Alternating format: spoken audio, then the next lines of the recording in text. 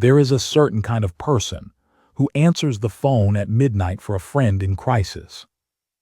They talk for 2 hours. They know exactly what to say. They calm the storm. They stay on the line until the other person is okay. Then they hang up. The apartment goes quiet, and they realize they have not eaten since noon. They have not cried about that thing that happened 3 days ago. They have not even asked themselves, in a very long time, how they are doing. These are the people who show up, always, for everyone, the friend you call first, the family member who holds the room together, the one whose presence feels like somewhere safe to land. But here is what almost no one talks about. Ask them what they need, and they go quiet. Not because they are humble, not because they have everything figured out, but because somewhere along the way they genuinely lost track. Their own needs became background noise, familiar but easy to ignore. Many people see this as pure selflessness, as one of the most admirable things a person can be. But the truth is, for most people who live this way, it is not simply generosity. It is a survival pattern, one learned so early and worn so long that it no longer feels like a pattern. It just feels like who they are. To understand where this pattern comes from, we need to go back to where it started. And for most of these people, it started in childhood. Here is what that often looked like. Maybe the household was unpredictable, a parent who struggled with their emotions or their moods. A home where the emotional temperature changed without warning, and the child, sharp, sensitive, perceptive, learned very quickly that the safest thing to do was to make sure the people around them were okay. Because when the adults were okay, the child was safe. Psychologists call part of this the Fawn Response. It is one of 4 trauma responses, alongside fight, flight, and freeze, and it is perhaps the least talked about. The Fawn Response is when a person learns to manage danger not by running from it, not by fighting it, but by soothing the people around them. Over time, they become hyper-attuned to others, expert readers of the room. They know within seconds if the atmosphere has shifted. They can feel a tension before anyone names it. But there is a cost, a quiet one. When your nervous system is trained from childhood to focus outward, to scan for other people's emotional states as a form of survival, it gradually forgets to look inward. The internal muscle that monitors your own needs, your own pain, your own limits begins to weaken, not from neglect, from years of very understandable redirection. This is not weakness. This is adaptation. A sensitive, intelligent child responding to an environment that asked more of them than any child should give.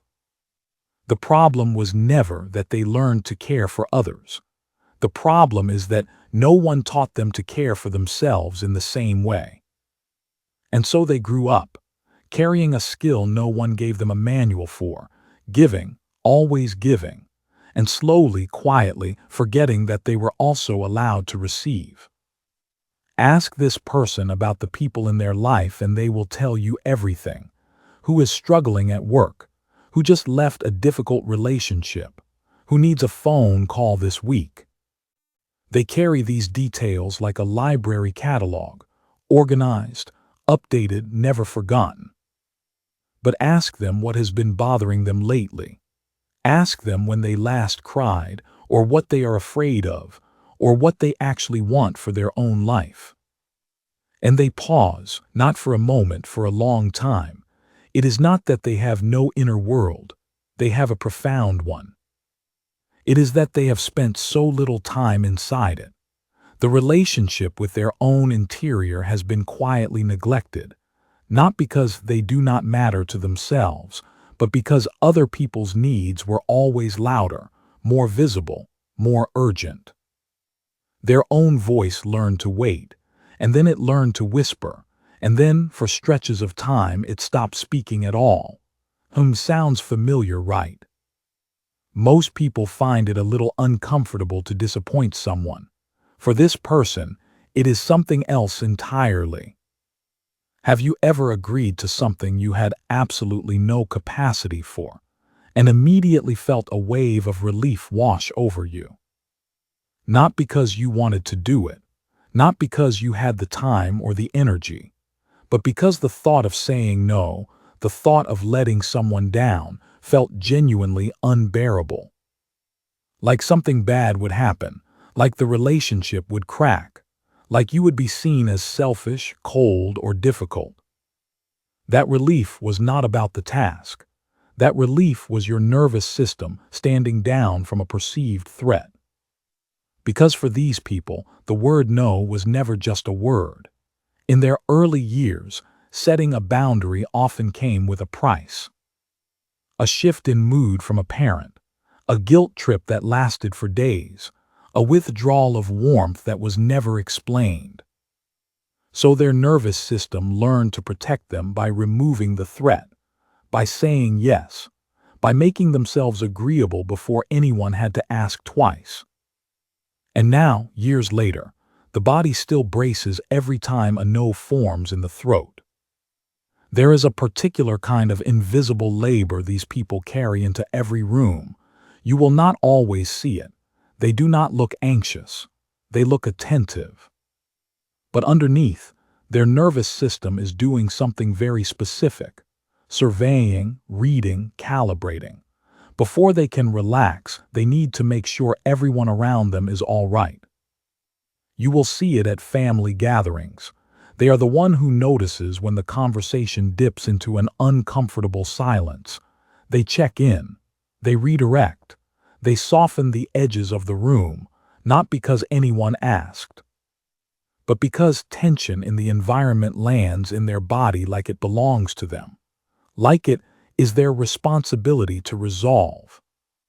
It is simply how their nervous system was wired to run. It is always on, always scanning, always making sure everyone else is safe before it gives itself permission to exhale. But the truth is, no room is ever fully okay. People are always in some kind of motion. And so for these people, the exhale almost never comes. This one is subtle, and it is often the hardest thing for these people to sit with. Ask them why they give so much, and they will say because they love the people in their life, because caring is simply who they are, and that is genuinely, deeply true. But underneath it, if you sit with it long enough, there is often something else running quietly in the background. A fear that if they stopped being useful, if they had nothing to offer, people would not stay. They have never fully tested whether they are lovable simply for existing. They have only ever tested whether they are lovable for what they do. Psychologists sometimes refer to this as contingent self-worth, the sense that your value is conditional, that it depends on your output, your usefulness, your ability to show up for others when it counts. And so they keep showing up, not only out of love, though love is very much there, but also out of a fear they have never fully named. Have you ever noticed that the moments you feel most worthy are the moments someone tells you how much they needed you? And the moments you feel least worthy are the moments you could not be there for someone who expected it. That is not a personality trait. That is a pattern, and patterns can be understood. These people are extraordinary at sitting with other people's pain. They hold space without flinching. They listen without judgment. They know exactly what to say when someone is falling apart. But when it comes to their own pain, something strange happens. They downgrade it. A friend is going through a difficult breakup.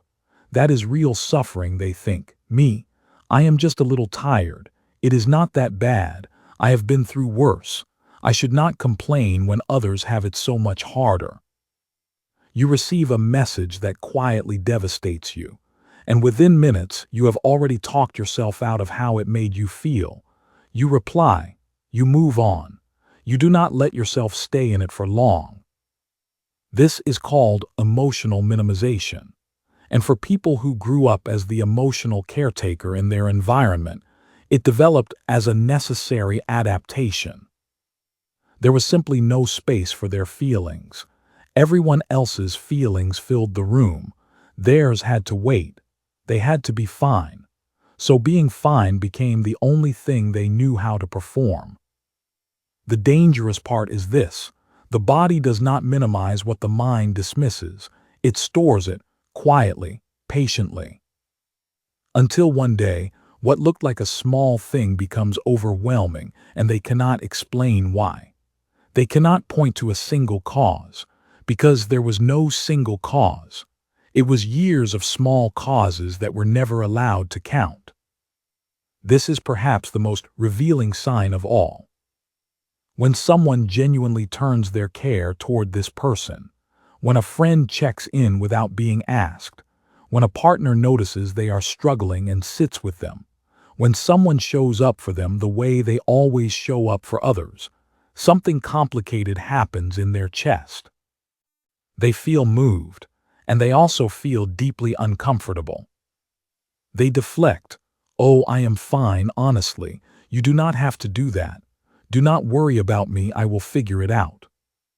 And if someone insists, if they really insist, a subtle guilt sets in, as though receiving takes something from the other person, as though they are being too much, as though they do not quite deserve the same quality of attention they give. This is the wound made visible, because what it reveals is a belief that has been running silently for a very long time, that they are worthy of being needed, but not quite worthy of being cared for. That their role is to be the steady one, the reliable one, the lighthouse, and the lighthouse does not ask to be guided home. And this is where we need to talk about what this pattern actually costs, because these people are not simply selfless. They are living in a state of quiet, ongoing self-abandonment, and that has a weight. Think of it this way. Imagine a well, a deep, beautiful well that everyone in the village comes to draw from. The grieving friend, the overwhelmed parent, the struggling colleague, the anxious partner. The well gives and gives and gives. It has always given. It is known for it. But no one has been refilling it. For a long time, the giving continues. The well looks full to anyone who approaches it. People keep coming and the person keeps offering what they have. But quietly, slowly, the water level drops. And because this person has become so fluent in performing okayness, in saying they are fine, in making sure no one worries about them, no one notices, including them.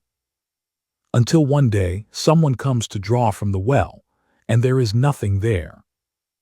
That is what collapse looks like for these people. Not a gradual fading, a sudden, bewildering emptiness. A moment where they reach inside for what has always been available, the warmth, the words, the capacity, and they find silence instead.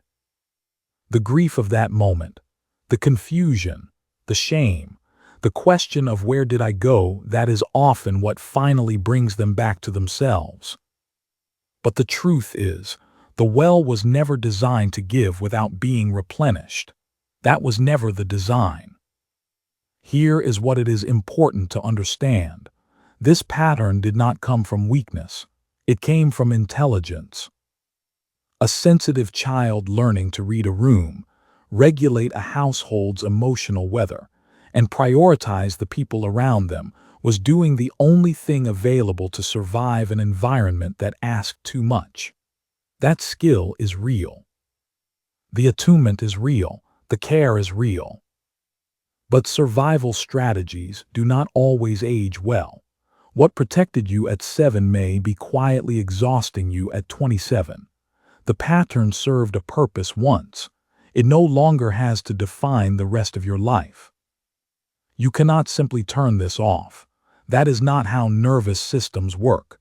And honestly, the world is richer for people who care this deeply.